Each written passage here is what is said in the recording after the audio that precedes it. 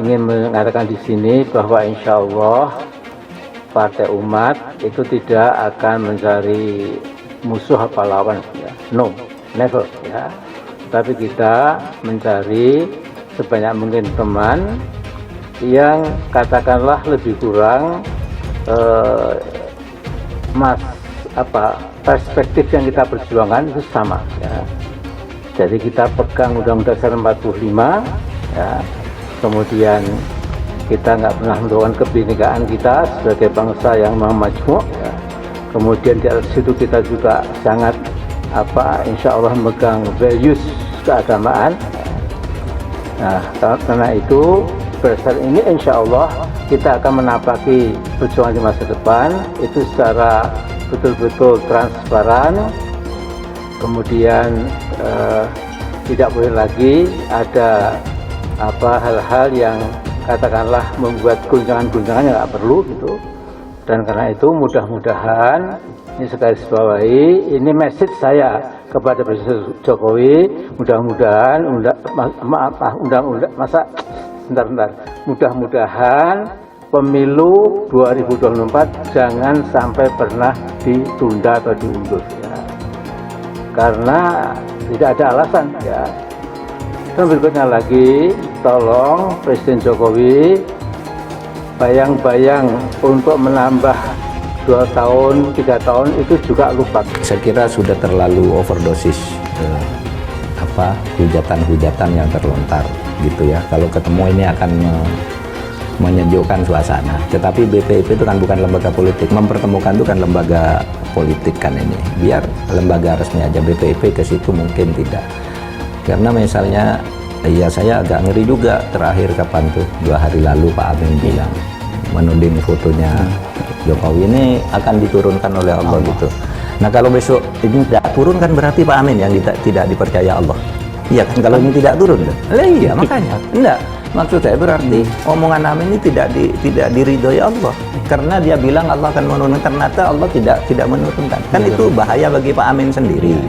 Pak Amin tuh sering terlanjur begitu, lalu sering bilang ongkang-ongkangnya, dia dulu juga gajinya besar, dan rasanya gaji kami yang di BPIP itu tidak pernah punya rekening ada uang nyasar dari orang terlibat korupsi, tidak pernah. Kalau Pak Amin kan pernah. 2 kali ya? 2 kali. Kami tidak ada.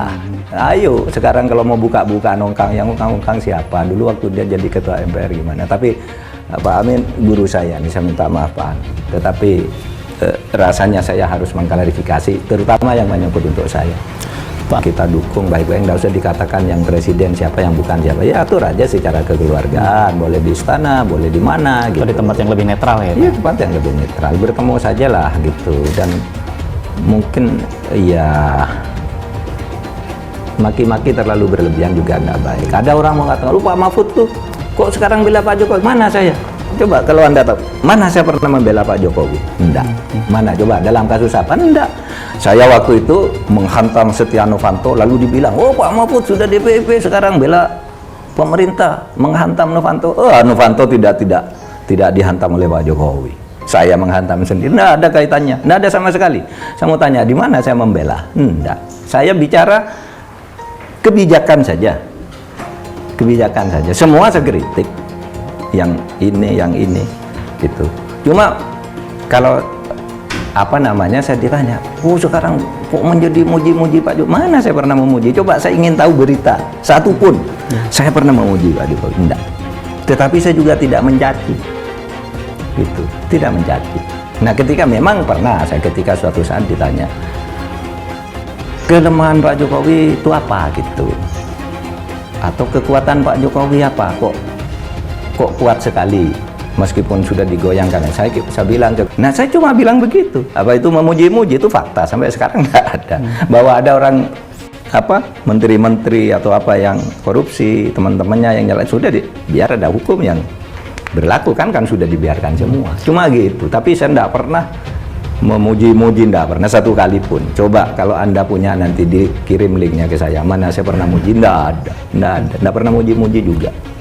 Pak, kalau dalam pertemuan tadi malam di istana, Pak Jokowi sempat mengungkapkan tentang sosok Pak Amin misalnya? Enggak. Ada problem apa sih di antara kedua mereka? Enggak, dia enggak nyebut orang. Kemarin itu ketemu diskusi tentang masalah-masalah hukum yang belum terselesaikan. Ya kita sampaikan masalah tanah, masalah perbankan, masalah hukuman bagi koruptor, masalah novel Baswedan, masalah pelanggaran HAM masa lalu itu keluarkan semua. Tadi malam itu diskusinya, dia enggak nyebut orang. Amin Rais sebut akar kehancuran politik era Jokowi warisan Megawati Soekarno Putri. Disebut zalim hingga anti-nasionalis. Dikutip dari suara.com, Amin Rais baru-baru ini kembali mengungkit perihal skandal keuangan terbesar yakni kasus BLBI atau Bantuan Likuiditas Bank Indonesia. Ia pun sempat menyinggung sosok Megawati Soekarno Putri yang saat itu menjabat sebagai presiden. Dalam video singkat yang diunggah lewat akun Twitternya, Amin Rais mengisahkan perihal kehancuran politik di rezim Jokowi ini yang disebutnya berakar dari pimpinan partainya, yakni Megawati Soekarno Putri. Ia menjelaskan salah satu pemicu hancurnya politik Indonesia yakni ketika Megawati mengeluarkan kebijakan yang dianggap blunder terkait kasus BLBI. Ia pun menyebut Megawati sebagai pahlawan kesiangan. Akar kehancuran politik yang kita saksikan saat ini sudah dimulai dari masa pemerintahan Megawati Soekarno Putri. Di masa pemerintahannya yakni 2001 hingga 2004, dikala itu ada skandal besar yakni skandal BLBI akibat krisis 98 waktu kurs dolar 15.000. Maka banyak bank diperkirakan bangkrut, lalu BI mengucurkan pinjaman sebesar total 148 triliun. Urainya seperti dikutip Sabtu 25 Maret. Nah, Ibu Mega jadi pahlawan kesiangan, maaf istilahnya, untuk menolong bank-bank yang mengalami krisis tersebut.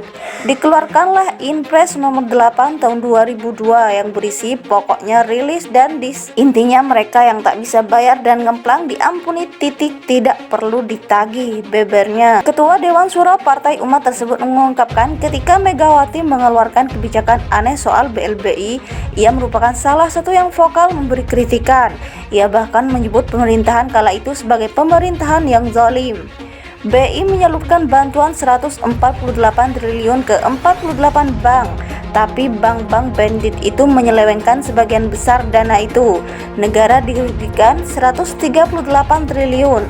Seingat saya yang termasuk vokal mengkritik kebijakan politik yang sesat dan super zalim itu, katanya. Tak hanya soal BLBI, Amin Rais juga menguliti kebobrokan Megawati dalam memimpin negara dengan menjual aset yang jadi kebanggaan tanah air, yakni satelit Indosat. Megawati juga memberikan contoh anti-nasionalisme ketika satelit Indonesia yang merupakan kebanggaan kita dijual ke Temasek, alasannya kita butuh uang.